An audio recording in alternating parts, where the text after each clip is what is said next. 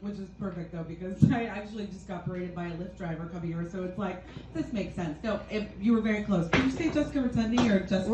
Rinaldi. I'm like, yeah, that's not me. No, I'm Jessica Rotondi, but it sounds like Rinaldi. It's all just Italian, right? No, it's totally cool. When I host, I'm often like, what's your name? I always forget people's names. Hi guys, I'm Jessica Rotondi. Just think round, look at my boobs, and it'll make sense. Round, Italian, yes. Rotundas were named after my boobs. So, hi, you guys might recognize me from my 20-year illustrious acting career. I started as a 3-year-old. I am as young as I look. I've been in Law & Order SVU, and Law & Order Criminal Intent before they, killed it. Sorry, no pun intended. As a dead body, actually. Yes. I don't know what is about me that just screams like every ethnically ambiguous dead lady from Staten Island and Brooklyn, but I've got the market for it. Just me and this heroin addict from Jersey City. But I have a really big range. Sometimes I'm a dead hooker, sometimes I'm a dead stripper. Big range.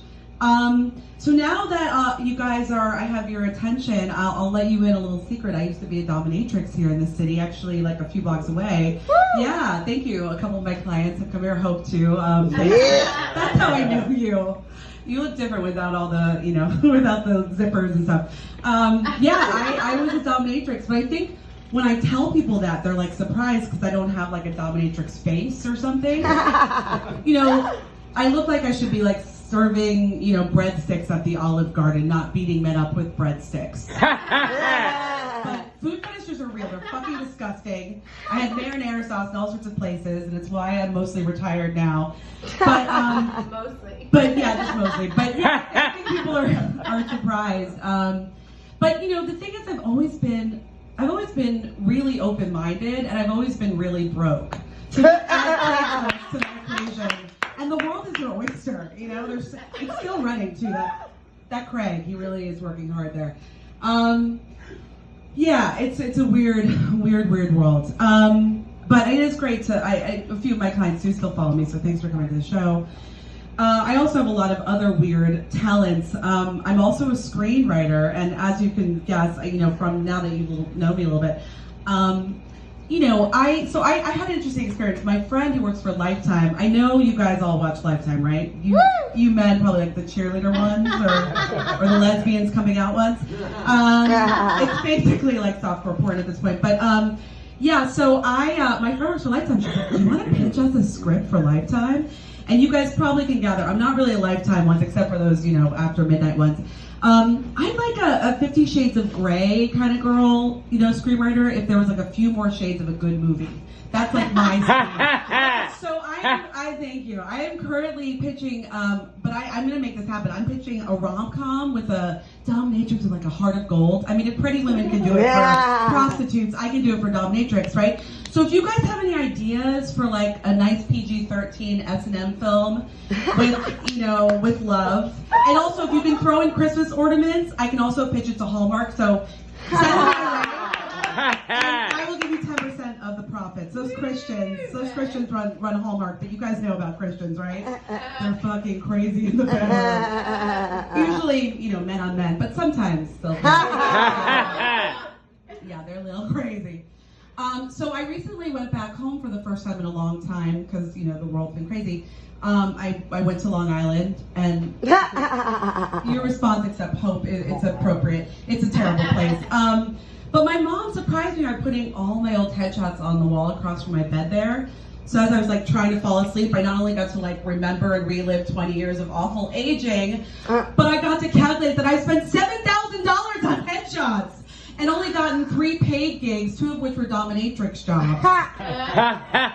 So that night I applied to some more dominatrix jobs. But now they're still virtual right now, so it's fine because it's just me having to yell at men online, which I have no problem doing whatsoever. It's actually therapeutic. So now, in terms of the cat thing, I just wanted to add, I have 2 cats on Long Island. They were in the city, but they retired on Long Island. They're living with my parents now. And I have a male and a female. They're very similar, but very different. The female likes to be kissed on her head, and she'll like kiss you on your head and reciprocate because that's what females do. And the male, he just wants to be rubbed all the time. And then he'll lie on my lap or lie on top of me and just fart like nonstop. Which is funny because that's what the guy I'm dating does when we have sex. He says his butt gets looser when we have sex, and it's not even when I use a strap on, so it's so weird. Does that happen to any other guys? Like, you know, you just start farting during sex? No? Okay. I've never experienced that before. It's interesting. So yeah, Long Island is a funny place. When I was there, I had one of those moments of like, how have I gotten here? How am I the person that I am? And I got some answers in my mom's medicine cabinet. Ladies, remember the products of Nair? Yeah. I'm sure you remember the smell, right? You'll never forget that. Guys, Nair meant no hair. It was this like 80s, 90s, you know, complicated marketing scheme. So there's one product I saw, all these memories came back, and it was a facial hair bleach by Nair. Yeah. Oh my God. Yeah, terrible memories came back. I was realizing how scarred I was by them.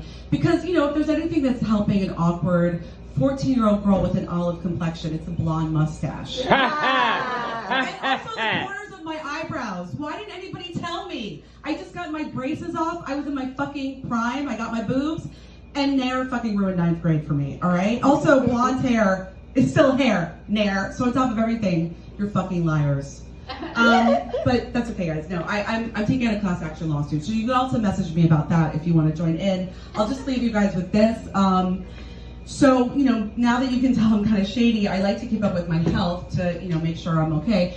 And I had a blood test a few weeks ago, and my doctor's assistant, Lydia, called me afterwards.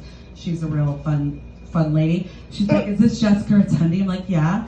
She's like, your blood test shows that you might have a fatal disease, but we don't tell yours on the phone. See you on Friday. I'm like, oh, okay. Oh. Yeah, they don't tell yours on the phone. She didn't even see if I was available Friday. So I go, my doctor's not much better. He's looking at my chart, not even looking at me. He's like, oh, we think you have syphilis, but we're going to give you a second test to make sure. But we're pretty sure you have syphilis. Yeah, that was my response. Because I've never had syphilis before. Like, Daniel, I know you probably have, but I've never had it before. And I had to wait a few days for the second test results, and I didn't know how to feel, but after like a day, I kind of felt sexy. Like, what woman nowadays is getting syphilis besides like a porn star, right? Clearly I'm doing something right? Yeah. But then the second test came back negative, and I just felt like I had a really bad fucking doctor. But tonight, since I'm in Hell's Kitchen, I'm going to try for chlamydia, because apparently, I think that's, did she say, did Nicki Minaj say that's curable? I forget, but I think it is. So just let me know also if you guys have any friends with chlamydia. Okay, thank you guys. Thanks so much.